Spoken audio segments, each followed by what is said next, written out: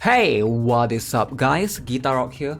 Welcome back to another CounterSide C server video. Alright, so I know there's two huge right here. Alright, you can see we have Livia Tennis and we have Jin Bora skin available in C server. However, this is last week's things, so we're gonna talk about what's happening this week for C server a little bit, and I am just a little bit sad, a little bit disappointed because C server is not having a collaboration. Now you guys know global server is going to have Code Geass collab, so I think by now you should have heard of that news already. However, I was expecting C server to have same collaboration as well. It's so sad to see a C server not getting the love it deserves. Alright, it's just extremely upsetting because if you look at CounterSide Global, they've been posting all of these special coupon D-6. Ooh, special coupon D-5, special coupon D-4. Every day they get a special coupon.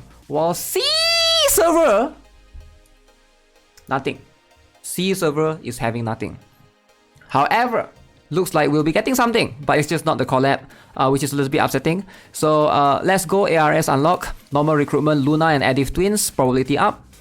We'll be getting Noel added to the recruit on the main banner. New counterpass, that's going to be Rebecca. Alright, so that's going to be a new character altogether. And then Edith twins rearm, alongside with some packages, etc. And that's pretty much it. That's pretty much it. So two new characters. I guess we could talk a little bit about this, and then I want to talk a little bit about C server.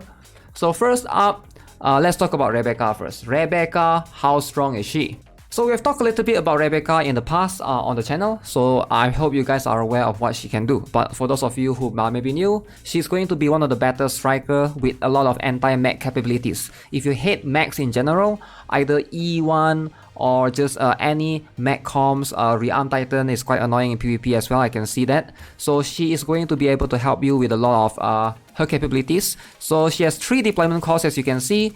She's an SSR character, so let's have a look at what she can do. So first things first, look at her skill. So it does 100% increase damage to mechs. Already you can tell this is just straight up a damage boost against mechs that's like really strong.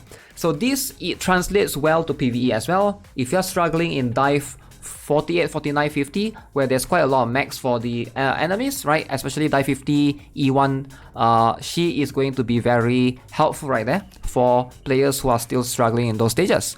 Her passive right here activates her bat to maximize magnetic capabilities. After 15 seconds after casting special skill, she gains 50% increased range, unable to move, immune to knockback, cannot be cancelled, and she will be enhanced attack every 5 seconds within the enhanced state. So this will inflict knockback with damage targets having their defense reduced by 15% for 5 seconds. 15% defense reduction is like whatever, right? It's for regular characters, it's like who cares? But for mechs, it's going to times 2. Right here you can see double the effect. So that means 30% defense reduction for mechs. So a lot of mechs is going to have their defense getting shredded, which is insane. 30% is quite a lot, especially in a team building game. That means all your other allies is going to be able to do significant amount of damage. So if you are struggling in any of the stages, where even in one of the stage for you to farm the relic gears, there's a red titan, she will be very strong right there as well. So she helps in that particular stage. As you can see, she does have anti-mech damage bonus with up to 20 plus 10 plus 10, 40%, anti-mech damage resistance up to 40% as well, and minus 90 speed for affected mechs, which is going to be super annoying. So that means the mechs are going to, get reduced movement speed whatsoever. By the way, in case you guys are wondering, does she counter Awaken Horizon? To a certain extent, yes, because she does hit both ground and air. So it's quite rare to have a striker that's quite versatile as follows, right? So keep in mind, she is a striker and she has very far range, almost like a sniper or a ranger range despite being a striker. So again, that's also going to give her she's very unique. I doubt she will be replaced anytime soon. So I do think that for a lot of people, if you can afford to get the counter pass, get her. She's going to be somewhat of an Ifrit of her own. But let's have a look at the special skill first before we jump into conclusions. This one is going to unleash Magnetic Wave. You can see deals 100% increased damage to mech, stuns them for 1 second. So again, an ability that can stun mechs is always going to be very helpful because mechs, if you guys are not aware, usually they are immune to a lot of CC including sleep and stuff. So having Rebecca helps a lot. Alright, so grants self plus 40% anti-mech damage plus 20% attack speed. Alright, so she's immune to hit stun from special or lower skills for 15 seconds after casting. So that's going to be the special skill. As for ultimate skill, if you gather magnetic forces on the field, dealing AoE damage with knockback, damaged enemies are stunned for 2 seconds and 4 seconds for max. You can see she has, she's probably max worst nightmare. Lots of CC right here. 4 second stun is insane. Alright, reset special skill cooldown after she casts ultimate, and then you get another additional 1 second stun for the special skill. So you can see how annoying this is, right? She's going to be one of the staple mech counter units out there. I am inclined to try her out, but damn, it's been a while since I've spent on CounterSide C server. But hey, she looks really fun to use in trying to counter mech comps, right?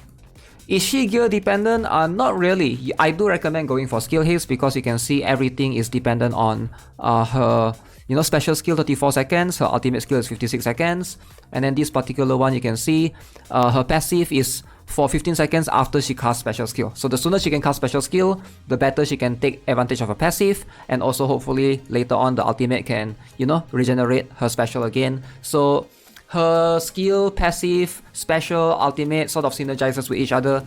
Definitely very useful in that sense. So highly recommend to get Rebecca as soon as you can.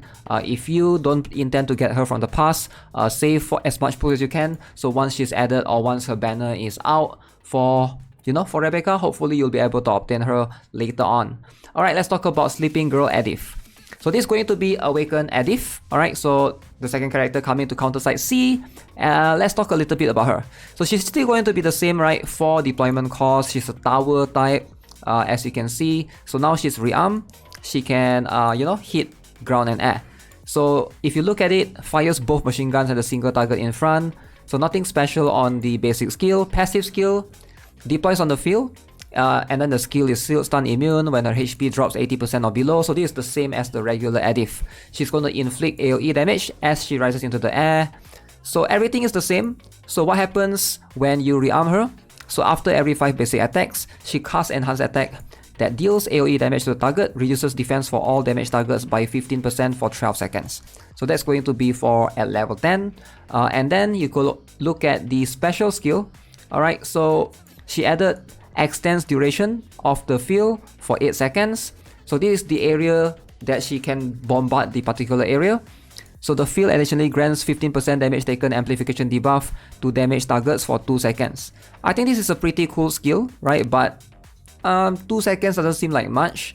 And then for the ultimate skill, now she have another cooldown minus 10 seconds if you go all the way up to level 10. Leader skill, this is where I think her biggest benefits or buffs comes in. So when receiving damage in the air mode, the attacker loses 15% attack for 5 seconds. Additionally, inflicts buff nullification on replacer units for 5 seconds. The buff duration does not refresh.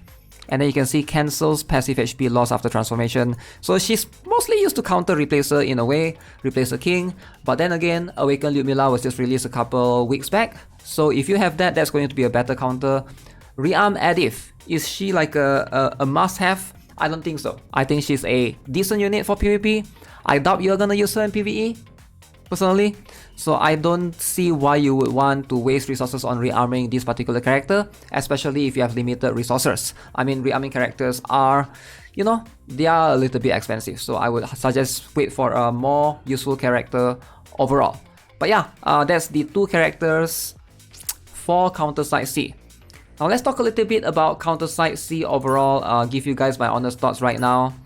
It is a little bit stale, alright? It's a bit sad that Global is having a bunch of cool events, including the collab and stuff, and C server is not getting it. I don't know why Zalong decide to not include C server in it, because I feel like C server, it still have massive potential. There's still quite a number of players. Maybe they don't see the profit, or they don't see the margin, or whatever the payouts are. Like at the end of the day, when you do collabs like this, it's all about investment. You got to pay certain percentage to the rights of the copyright IP holder, which is Code Geass, whatever. But I guess they decided, okay, we won't do it. They did it for Taiwan though. Taiwan had Code Geass collab. So I don't know why C server is not included in it. That's a little bit upsetting. But you know, at the end of the day, that's all in their hands. It's up to them. And there's only so much we can talk about. I hope C server will still continue for the longest time ever. As long as there's players, I think C server should be around for now, you know. But there's a lot of talks that C server is not doing well, and you know, EOS is gonna happen. But hey, that's just like some doom posting by some players. I doubt that's gonna happen, to be honest. So let me know what you guys think. Let me know what you guys think. I do think that C server at the end of the day still getting consistent updates. The events are still here. I'm still gonna be playing it once in a while. So yeah, there's that. Alright, so that's gonna be it for this video. Subscribe if you guys haven't already. Give this video a like. And I'll see you guys for global server patch notes tomorrow, maybe. For Code Geass. Have a nice day. Goodbye.